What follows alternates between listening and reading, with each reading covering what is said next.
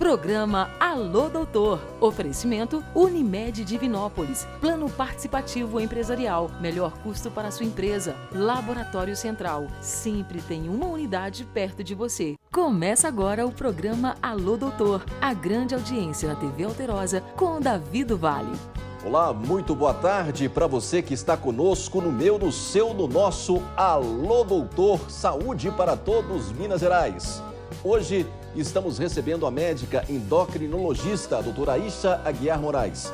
Nós vamos falar sobre o tema diabetes, um tema importante que interessa a muita gente. O Alô Doutor começa agora. Hábitos saudáveis reduzem gastos desnecessários e dão sustentabilidade para você desfrutar com saúde os prazeres que a vida merece. Mudar um hábito muda uma vida. Veja por onde começar em mudeumhabito.com.br. Unimed Divinópolis. Melhor custo para sua empresa, mais benefícios para seus funcionários e muito mais saúde para sua família. Cuidar de você, esse é o plano. Pense numa clínica onde a busca pela excelência é constante, onde o cuidado com a sua saúde e seu bem-estar está presente em cada detalhe. Que te ofereça um corpo clínico especializado e equipe altamente qualificada e possa usufruir do que há de mais avançado em equipamentos e tecnologia. Tudo isso com aquele toque de beleza e do mais alto profissionalismo. Almeje a essência. Instituto Corpo e Pele. Cuidar da sua saúde está cada vez mais fácil e confiável. Isso porque o Laboratório Central há mais de 40 anos se renova, sendo referência em análises clínicas na região, utilizando alta tecnologia para trazer segurança e rapidez na entrega dos resultados dos seus exames. Laboratório Central, sempre tem uma unidade perto de você.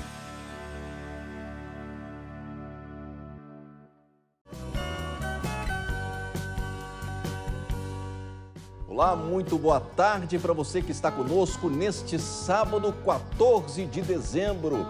Chegamos à etapa final de mais um ano, de mais um grande ano. Não foi um ano fácil, mas foi um ano de superação 2019. 2020, o ano do programa Alô Doutor, não é? É assim que a gente começa nesse projeto que deu certo nesta parceria de sucesso com a TV Alterosa, não é? Já estamos olhando para frente, vislumbrando coisas novas em 2020. É assim que tem que ser. E já agradecido pelo grande evento ontem realizado no Prêmio Regional da Saúde 2019. Nos próximos 2 programas, nos últimos 2 sábados do ano, nós estaremos apresentando, mostrando como foi esse evento, que foi um divisor de águas no circuito social da nossa região. A Festa da Saúde em Minas, a festa mais esperada do ano. Estamos hoje recebendo aqui a doutora Aisha Aguiar Moraes. A doutora Aisha, que é médica endocrinologista, e fala pra gente sobre um tema importante, que é o diabetes, né? Muitas pessoas têm dúvidas sobre esse tema. E segundo as estatísticas, 1 em cada 10 pessoas tem a doença. Doutora Aisha, nosso muito boa tarde, um prazer recebê-la aqui. Boa tarde, né? Um prazer. No mês de estar dezembro, aqui. nesse mês de festa. É isso aí. E a gente tem que pensar muito na saúde, que é para a gente poder celebrar com tranquilidade, né? Muito bem. E um tema importante, o diabetes, porque isso essa é uma doença assim, muito comentada entre a população, até estatisticamente, como eu disse aqui na abertura, realmente é um número grande, né? Uma pessoa a cada 10 pessoas, um caso a cada 10 pessoas, né? Eu queria que vocês começassem explicando o que é o diabetes, doutora Aisha. A gente tem cada vez mais pessoas portadoras de diabetes que eu acho que podem aproveitar dessas informações. Bom, o diabetes é uma doença metabólica caracterizada pela hiperglicemia sustentada, mantida. Não é um momento que ela tem a glicemia alta, ela está sempre um pouco acima do desejável. E isso está relacionado não só com alterações no metabolismo do carboidrato, mas também das proteínas e dos lipídios, e vai levando a uma série de complicações no corpo de quem tem diabetes, que aumenta o risco de ter até uma morte mais precoce. Então, é uma doença muito importante ser bem controlada, principalmente para evitar eventos cardíacos, né, que podem levar à morte prematura. Muito bem, é sempre importante nós entendermos, porque o diabetes está sempre relacionado com a obesidade ou não? Nem sempre. Nem sempre? A maioria, a grande maioria, cerca de 80% dos portadores de diabetes está acima do peso. Mas existem alguns que não estão, né? Principalmente os portadores de diabetes tipo 1. Mas, certamente, o aumento de peso na população em geral contribui e contribuiu para esse aumento do número de pessoas portadoras de diabetes. Quando a pessoa é diagnosticada com diabetes e está com sintomas, ela pode, inclusive, perder peso rapidamente. Tá. Muito bem. Eu gostaria, doutora Aís, que você explicasse um pouco sobre os tipos do diabetes, né? Os mais comentados, né, é o tipo 1, o tipo 2 e o diabetes gestacional. Mas tem outros também, né? Existem outros. Existe, por exemplo, o MOD, existe o diabetes que está relacionado com alguns até tumores, né, que produzem alguns hormônios que aumentam o risco da pessoa desenvolver diabetes. Existe o diabetes relacionado ao uso de vários medicamentos, como, por exemplo, medicamentos para tratamento de doenças psiquiátricas, para tratamento do HIV, mas realmente os mais frequentes são o tipo 2, que é o mais frequente, cerca de 90% dos casos, o diabetes tipo 1, que acontece nas crianças e principalmente nos adolescentes, e o diabetes gestacional também é bastante frequente, ocorrendo em cerca de 7% das gestações. Tá, no caso da criança, você tocou em um ponto importante, isso já vem de uma característica genética ou isso é adquirido com uma alimentação de forma inadequada? Boa pergunta. Na verdade, o diabetes tipo 2, ele tem uma característica genética mais forte do que o tipo 1, apesar dele geralmente acontecer numa idade posterior, né, a partir dos 45 anos de idade.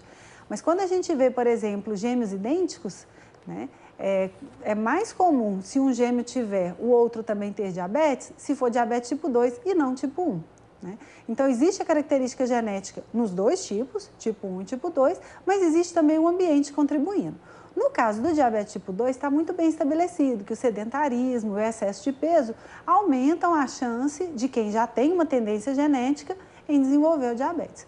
O diabetes tipo 1, existem algumas outras patologias que estão relacionadas, como, por exemplo, a idade materna, né? Mulheres que engravidam após os 25 anos, algumas doenças que podem ocorrer no período perinatal, como algumas infecções virais, deficiência de vitamina D. Então, existem várias suspeitas de situações que podem aumentar o risco de desenvolver diabetes tipo 1, mas menos bem caracterizado do que o diabetes tipo 2.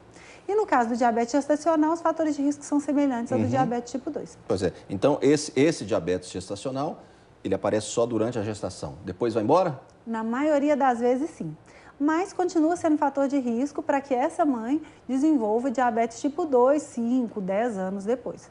E também o bebê dessa gestação tem mais chances de desenvolver diabetes tipo 2 também. Mas se a mãe teve o diabetes gestacional numa gestação, isso pode repetir numa nova gestação? Provavelmente vai repetir. Vai repetir? Principalmente porque a mãe vai estar mais velha. E aí a idade maior também é fator de risco para diabetes. O que muda na gravidez? Para a mãe que descobre que tem o diabetes, esse diabetes gestacional? Sim. Então, essa mãe vai ter que ter um cuidado muito especial. Na verdade, ela deveria fazer o que todas as gestantes deveriam fazer, que é a atividade física, né? Desde que não haja contraindicação do obstetra, atividade física diária, né? Que não seja de alto impacto.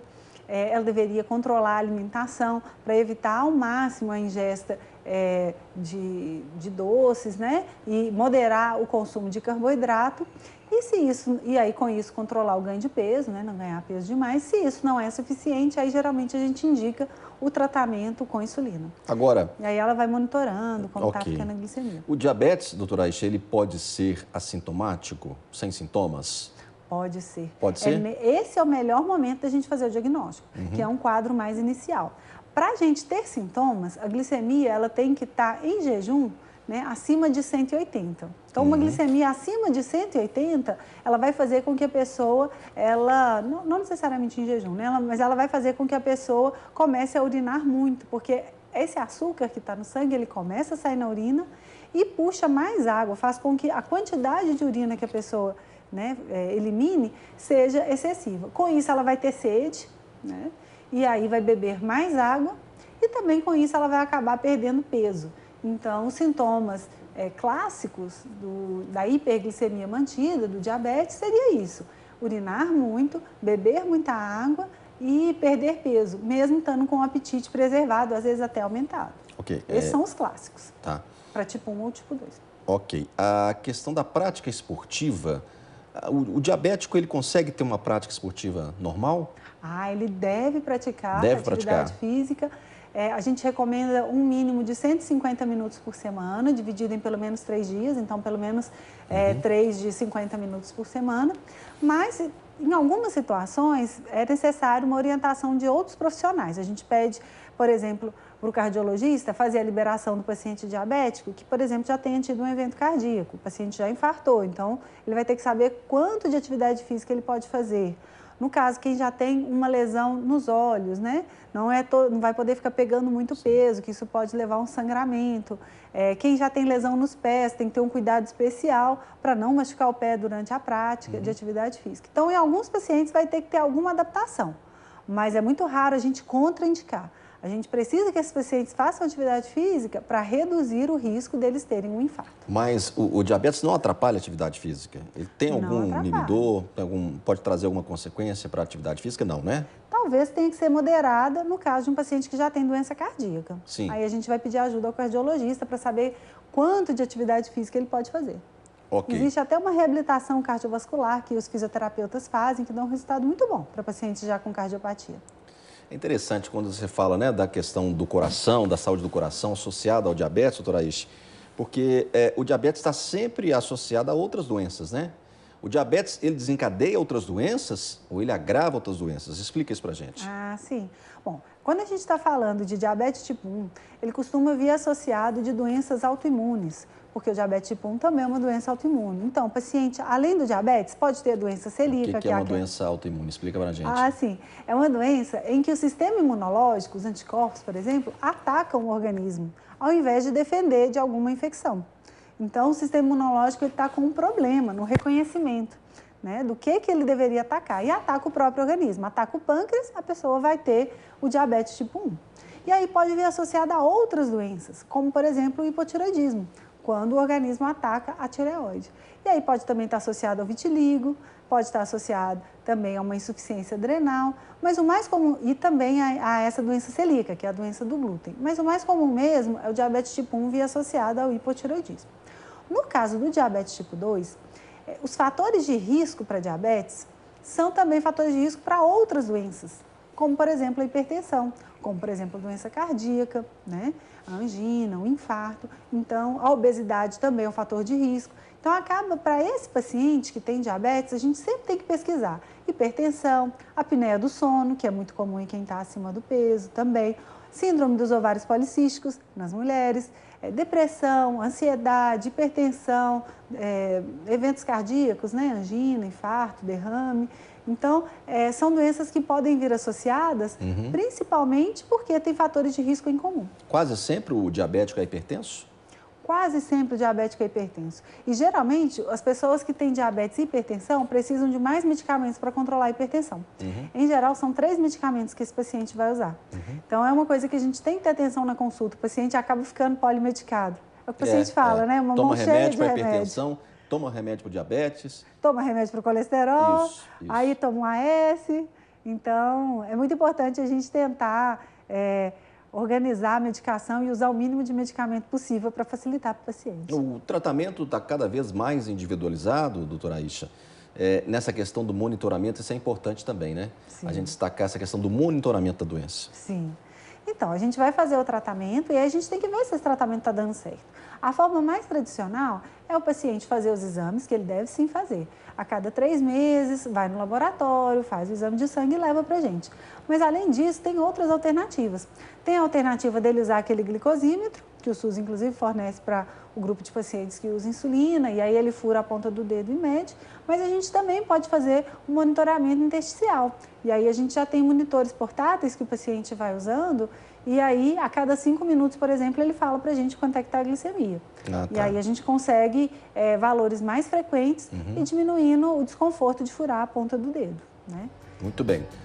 Nós vamos então ao nosso segundo intervalo. Daqui a pouquinho eu volto conversando com a médica endocrinologista, hoje falando sobre o tema diabetes. Um tema importante porque essa é uma doença corriqueira, né? É uma doença quase que comum entre as pessoas e é um tema recorrente hoje no Alô Doutor. Não saia daí, daqui a pouquinho a gente volta com a maior vitrine da saúde em todo o Centro-Oeste mineiro. Já já a gente volta.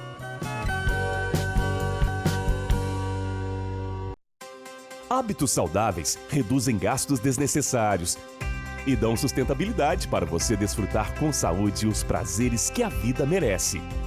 Mudar um hábito muda uma vida. Veja por onde começar em mudeumhabito.com.br. Unimed Divinópolis. Melhor custo para sua empresa, mais benefícios para seus funcionários e muito mais saúde para sua família. Cuidar de você, esse é o plano. Cuidar da sua saúde está cada vez mais fácil e confiável. Isso porque o Laboratório Central há mais de 40 anos se renova, sendo referência em análises clínicas na região, utilizando alta tecnologia para trazer segurança e rapidez na entrega dos resultados dos seus exames. Laboratório Central. Sempre tem uma unidade perto de você.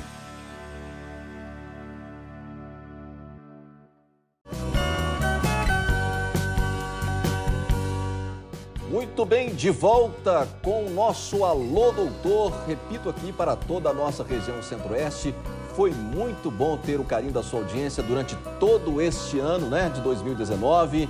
E nós estamos felizes em poder cumprir e renovar esta proposta para 2020. O Alô Doutor vem com tudo em 2020 e esta é a proposta do Alô Doutor. Trazer sempre temas importantes, atuais e de seu interesse.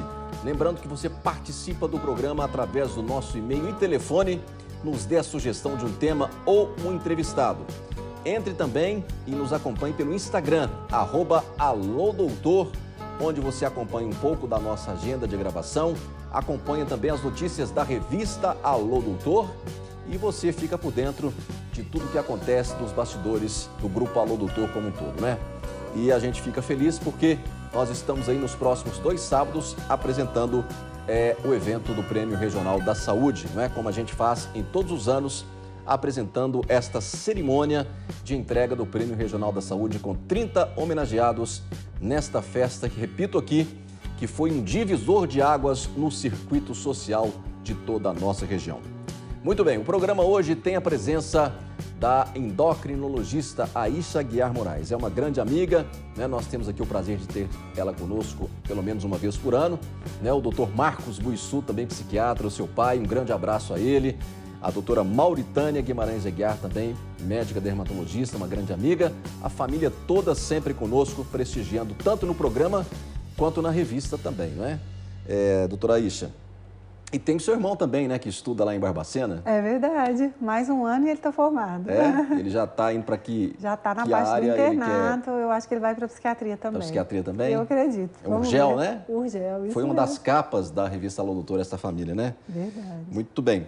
Doutora Aisha, nós estamos comentando aqui no intervalo, sobre essa questão do tratamento, Tem muita gente que fala, diabetes não tem cura, não vou tratar. Por que tratar o diabetes? Sim.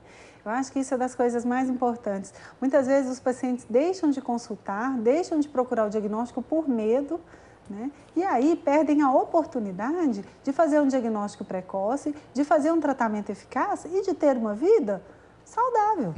Então, é importante fazer o diagnóstico, porque a gente tem muitas alternativas de medicamento e de orientações de estilo de vida que podem fazer com que a pessoa tenha qualidade de vida para aproveitar com a sua família. Tratar para buscar o controle? Sim, para buscar o controle e buscar a saúde. Mas tem situações que o diabetes ele é curável?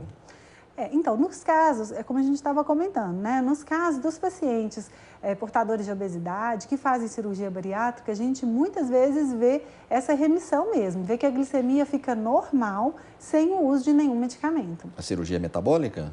A cirurgia metabólica e a bariátrica. Tá. A gente considera de cirurgia metabólica quando a gente faz em pacientes que estão com obesidade mais inicial. Tá. E aí a gente faz, e esses pacientes são portadores de diabetes, e aí esse diabetes está de difícil controle com os medicamentos. Tá. Porque aí a cirurgia pode sim ajudar bastante no controle Até vou glicêmico. mandar um abraço aqui para o doutor Bernardo, que é o cirurgião bariátrico, nosso consultor aqui no tema.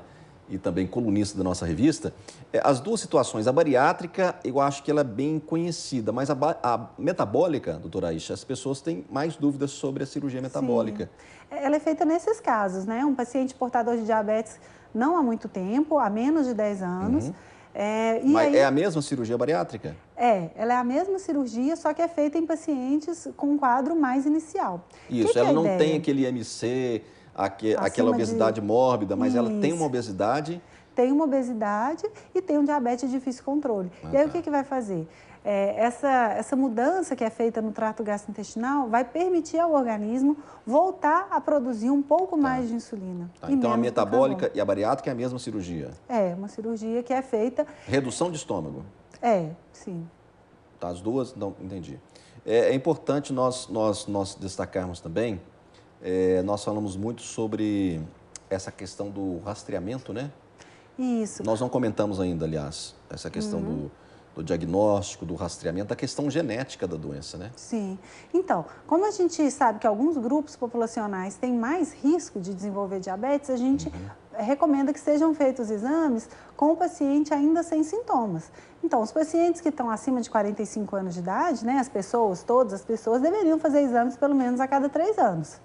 Né? Para todo mundo, para de glicemia. Um exame de sangue? Isso, rastreamento através da glicemia, de jejum. A gente pode também fazer a hemoglobina glicada, que vai fazer uma média, né, dos últimos 3 meses da glicemia, e pode fazer o exame que a pessoa toma um líquido bem doce, que é o pós-destrozol. Esse exame que dá uma média dos últimos 3 meses da glicemia? Esse hemoglobina glicada, ele consegue fazer uma média, porque é o tanto faz de em jejum. glicose... Faz em jejum? Não precisa ser jejum, falar a verdade. Essa hemoglobina glicada nem precisa ser em jejum, uma das vantagens do exame. Hemoglobina glicada. Isso. Ele vai dar a média...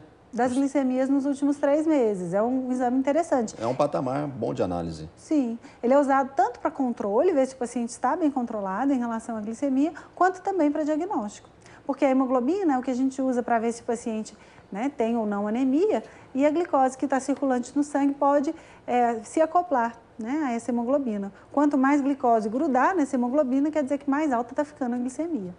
O carboidrato, o açúcar, continua sendo o grande vilão do diabético? A gente tem que ter... Tanto é que existe a contagem, né, de carboidrato, então a pessoa vai contar quanto de carboidrato que ela pode consumir naquela refeição, né, para que a glicemia não suba tanto. Ou então vai regular a dose de insulina de acordo com o tanto de carboidrato que ela vai comer. Então o carboidrato é o que determina mais diretamente a glicemia.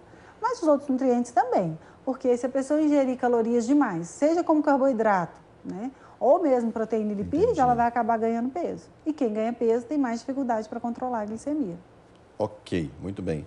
É importante nós falarmos também dos medicamentos.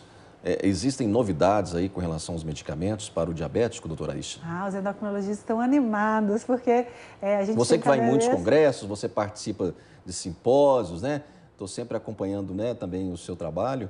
Tem novidades aí? Nós endocrinologistas estamos muito animados com a possibilidade de novos medicamentos e de novos estudos. O foco dos últimos estudos tem sido no risco cardiovascular. Então, a gente sabe que o que mais provoca mortalidade no mundo todo, para todas as pessoas, são as doenças cardíacas, é basicamente o infarto. Então, o desenvolvimento de medicamentos para diabetes está levando em conta não apenas a capacidade do medicamento de controlar a glicemia, mas também o impacto que esse medicamento tem no risco cardíaco. Tá. O que isso significa? Significa que se a gente tem um paciente que tem um risco cardiovascular aumentado, por exemplo, um paciente que já teve um infarto, a gente vai direcionar o tratamento dele para medicamentos que reduzam o risco dele ter um novo evento. E isso tem muito impacto na mortalidade. Esse medicamento, né? Antes, os estudos direcionavam mais para o risco de hipoglicemia, para a potência do medicamento em reduzir a glicemia. Então, a gente tem boas alternativas, inclusive medicamentos que você pode usar uma vez na semana, e que vão reduzir o risco de ter um infarto, vão controlar a glicemia, vão ajudar a controlar o peso e vão ajudar o risco de progressão de doença renal. É interessante, porque o diabético, ele tem essa propensão de ter um infarto. Por que isso, doutora Aisha, né? E tem, realmente, isso é uma questão diária que você vê entre os pacientes? É o que a gente vê tanto na consulta quanto nos estudos, né? Os pacientes têm uma tendência a ter eventos cardíacos 10 anos mais jovem. E tem tanto o risco de ter um infarto quanto uma pessoa que não tem diabetes e que já teve um infarto. Então, o risco de ter eventos cardíacos realmente é muito aumentado. Uma parte da explicação, pelo menos, é relacionada ao colesterol dos pacientes diabéticos. As partículas de colesterol, elas são menores e mais densas e tem uma tendência maior em se depositar nas coronárias, nas carótidas, aumentando o risco de infarto e de derrame. Fora o que você tinha comentado, que esses pacientes geralmente têm outros fatores de risco para infarto, como obesidade, como hipertensão, né? Outras doenças que vêm associadas. Muito bem. A produção me informa ali, nós temos 3 minutos. Tem prevenção de diabetes? Diabetes tem prevenção e é a parte mais importante, né? A prevenção acho que está muito nas nossas mãos como médicos e como pais, né? Então, a prevenção do diabetes, ela começa quando a mulher pensa em engravidar e planeja a sua gestação num peso adequado, com atividade física regular, com alimentação que seja bem saudável, né? Aí ela está começando a prevenir o diabetes no seu filho. E o exemplo que a gente dá para os nossos filhos em relação à atividade física, em relação à alimentação, tudo isso pode ajudar a essa pessoa, né, aos nossos filhos, a terem uma boa saúde mais para frente. Muito bem. Vamos aproveitar a sua presença e falar das festas natalinas, das guloseimas, porque todo mundo exagera no final do ano. E aí, doutora Aisha, quais são as dicas? E para as férias também, né? Claro. As férias natalinas, as festas natalinas e as férias. Claro. A gente sempre quer uma folguinha, quer um descanso, merece, quer comer uma coisa diferente, merece também. Então, a primeira coisa, vou começar nas férias, que você falou por último. Pensar em férias em família, eu recomendaria, com atividade física envolvida. A gente geralmente pensa em descanso, em se alimentar, em comer uma coisa diferente, mas quem sabe a gente pode escolher férias que permitam a gente também se divertir fazendo uma atividade física junto, caminhando na praia, nadando na piscina, brincando de peteca, de vôlei. Então, a atividade física em família pode ser algo agradável e muito bom para a saúde. Em relação à alimentação, o mais importante da alimentação é a gente ter moderação na maior parte do tempo. Então, no dia a dia... O pessoal come muito no final do ano, né? Sim. É melhor a gente comer pouco para poder comer sempre. É verdade. Né? É o que a gente sempre recomenda. Então, não vai ser um pedaço de panetone que vai mudar a vida né, das pessoas. Então, uma fatia fina de panetone, não vejo grandes problemas, né? Desde que esteja num contexto de uma alimentação saudável no geral. Na ceia, eu acho que a gente pode comer, mesmo os pacientes que são portadores de diabetes, pequenas porções de cada uma dessas coisas. Agora, ficar comendo grandes quantidades, repetindo a sobremesa, não vai dar certo nem para quem tem diabetes e nem para quem não tem. Muito bem. Cuidado então, né? Com a ceia e equilíbrio. Coma bem, continue fazendo atividade física em dezembro, que aí no dia da ceia dá para comer alguma coisinha diferente. Muito bem, doutora Aisha, eu quero agradecer muito sua presença aqui no Alô Doutor, né?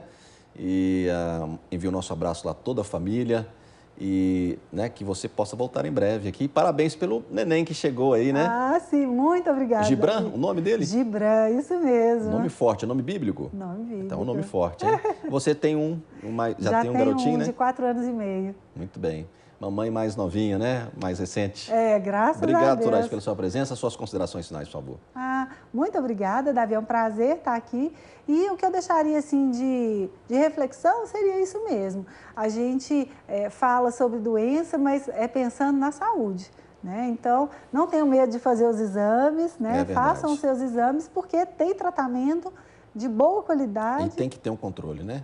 E tem um controle para melhorar a qualidade de vida. Para viver bem, que é isso que a gente quer, viver bem. Obrigado, doutora Aisha, pela presença. Um grande prazer. Até 2020. Amém. Até lá. Muito bem, o Alô Doutor termina aqui. Eu espero você, portanto, no próximo sábado, nos 2 próximos sábados, com este grande evento que é o Prêmio Regional da Saúde 2019. Já desejando aqui para todos um grande ano 2020. Estaremos juntos com certeza.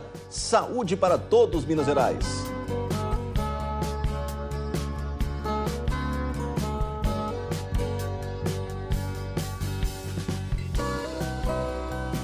Programa Alô Doutor. Oferecimento Unimed Divinópolis. Plano participativo empresarial. Melhor custo para a sua empresa. Laboratório Central. Sempre tem uma unidade perto de você.